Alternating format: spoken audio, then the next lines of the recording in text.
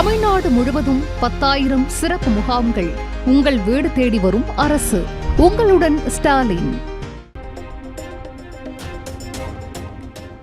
அமெரிக்காவில் இந்திய இறக்குமதி பொருட்களுக்கு 25% வரி விதிப்பு அதிபர் டிரம்ப் அறிவித்திருந்த நிலையில் இன்று முதல் அமலுக்கு வருகிறது.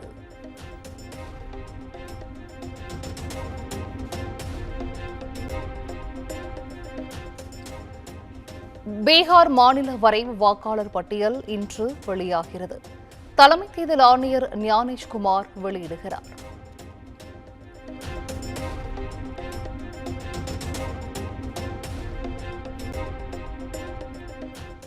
முதலமைச்சர் மு.க. ஸ்டாலினுடன் ஓ. பன்னீர்செல்வம் சந்திப்பு. முதலமைச்சர் இல்லத்திற்கே சென்று உடல்நலம் விசாரித்தார்.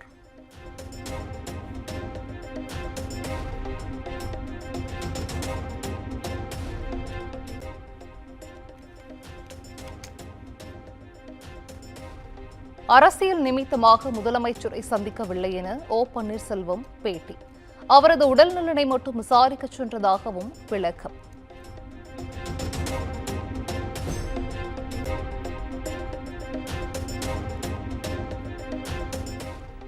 அரசியலில் நிரந்தர நண்பரும் இல்லை, எதிரியும் இல்லை. விஜயுடன் கூட்டணி குறித்து இதுவரை பேசவில்லை எனவும் ஓ. பன்னீர்செல்வம் விளக்கம்.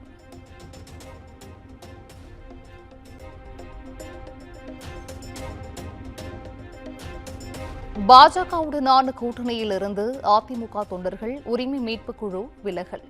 இனி எப்போதும் தேசிய ஜனநாயக கூட்டணியில் இடம்பெற மாட்டோம் எனவும் ஓ. பன்னீர்செல்வம் அணி அறிவிப்பு.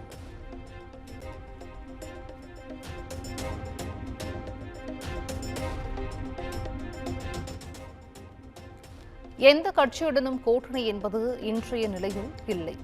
எதிர்காலத்தில் நிலைமைக்கு ஏற்ப கூட்டணி குறித்து முடிவெடுப்போம் எனவும் பண்ருட்டி ராமச்சந்திரன் பேட்டி.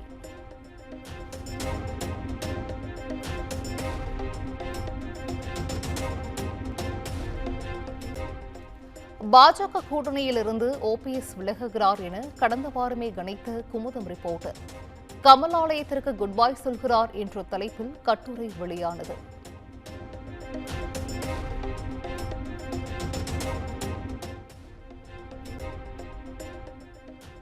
திமுக ஆட்சி அமைந்து 50 மாதங்களாகியும் எந்த திட்டத்தை கொண்டு வரவில்லை.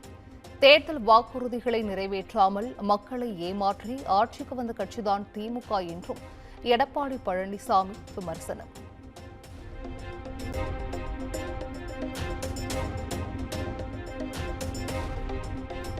விடுதலை சிறுத்தைகள், நாம் தமிழர் ஆகிய கட்சிகள் அங்கீகரிக்கப்பட்ட கட்சிகளாக அறிவித்தது மாநில தேர்தல் ஆணையம். விஜயின் தமிழக வெற்றிக் கழகமும் பதிவு செய்யப்பட்ட கட்சிகளின் பட்டியலில் சேர்ப்பு.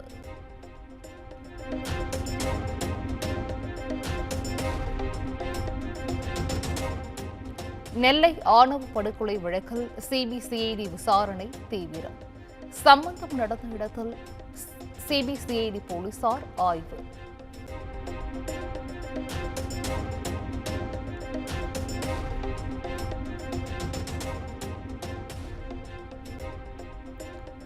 கவின் ஆணவ கொலை தொடர்பான ஆவணங்களை சிபிசிஐடிடம் ஒப்படைத்தது காவல்துறை.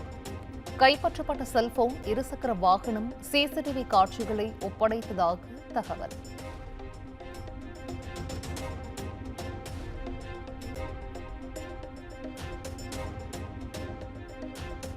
நானும் கவினும் உண்மையாக காதலித்தோம். ஆனால் நாங்கள் செட்டிலாக எங்களுக்கு நேரம் தேவைப்பட்டது. கவின் செல்வ கணேஷ் ஆணவ கொலை பற்றி அவரின் காதலி சுபாஷினி பரபரப்பு வீடியோ.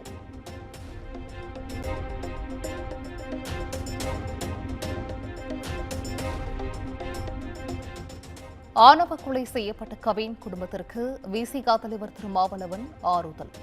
கொலை வழக்கில் சுர்ஜித்தின் தாயாரையும் கைது செய்ய வேண்டும் என பேட்டி.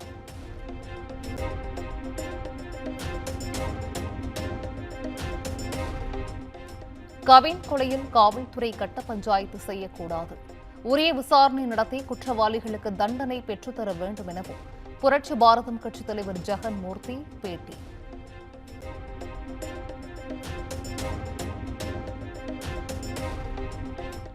உடுமலை அருகே வனத்துறை விசாரணைக்கு அழைத்துச் செல்லப்பட்டவர் மர்ம மரணம். கைது தொடர்பாக குடும்பத்தாருக்கு சொல்லாதது குறித்து போலீசார் தீவிர விசாரணை.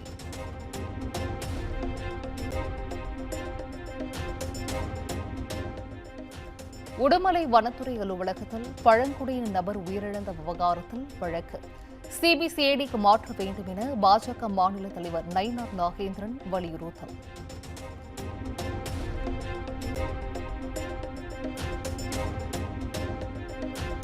ரிதன்யா வழக்கில் சட்டப்பிரிவை மாற்றக் கோரி டிஜிபி அலுவலகத்தில் தந்தை மனு. குண்டர் சட்டத்தின் கீழ் ரிதன்யாவின் கணவர் குடும்பத்தினரை கைது செய்ய மனுவில் கோரிக்கை.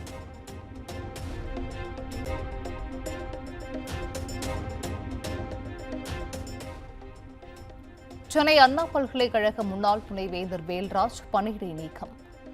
இயந்திரவியல் துறையில் பணியாற்றிய போது நிதி முறைகேட்டில் ஈடுபட்டதாக வேல்ராஜ் மீது புகார்.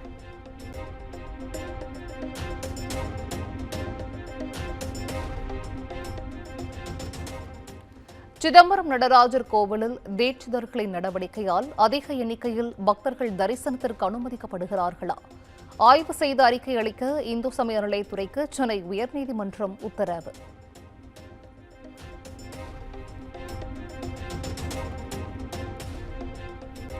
ஆம்பூர் அருகே தாய் மகளை கத்தி முனையில் மிரட்டி 40 சவரன் நகைகள் கொள்ளை. மாவட்ட காவல் கண்காணிப்பாளர் அலுவலகம் அருகே நிகழ்ந்த கொள்ளை சம்பவத்தால் பரபரப்பு.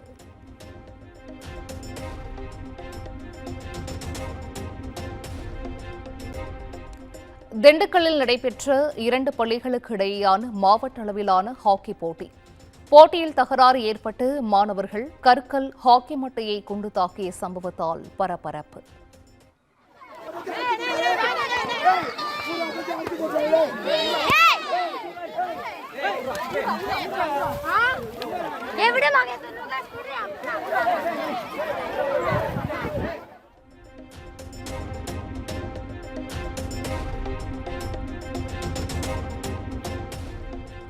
விமான விபத்து தொடர்பான செய்திகளை வெளியிட உரிய வழிகாட்டு விதிமுறைகளை வகுக்க கோரிய வழக்கு.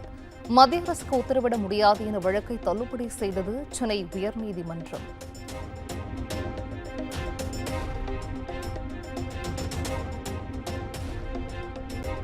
ரூபாய் 26 கோடி காசோலை மோசடி வழக்கு.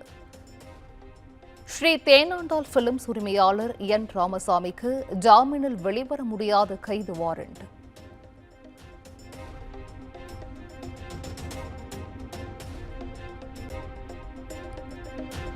இந்தோனேஷியாவில் தேனிலவிற்கு சென்ற தம்பதி கடல் அலையில் சிக்கி உயிரிழந்த சம்பவம். 1,60,00,000 ரூபாய் இழப்பீடு வழங்க சுற்றுலாவிற்கு ஏற்பாடு செய்த நிறுவனத்திற்கு சென்னை நுகர்வோர் நீதிமன்றம் ஆணை.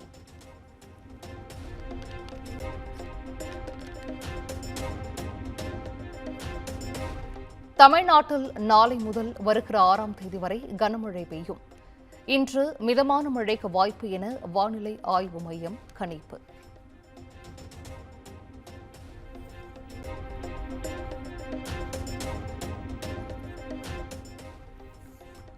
நாட்டு நலனுக்கான அனைத்து நடவடிக்கைகளையும் முன்னெடுப்போம். டிரம்பின் 25% வரி குறித்து நாடாளுமன்றத்தில் அமைச்சர் பியூஷ் கோயல் விளக்கம்.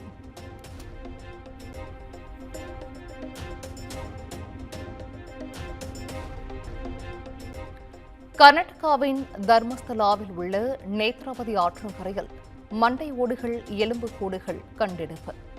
தர்மஸ்தலாவில் இளம்பெண்கள் கொன்று புதைக்கப்பட்டதாக எழுந்த புகாரில் எஸ்ஐடி அதிகாரிகள் விசாரணை தீவிரம்.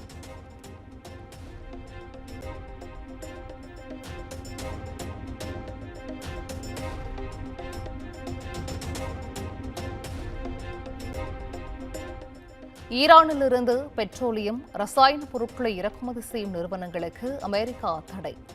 6 நிறுவனங்களுக்கு தடை விதித்திருப்பதாக அறிவிப்பு.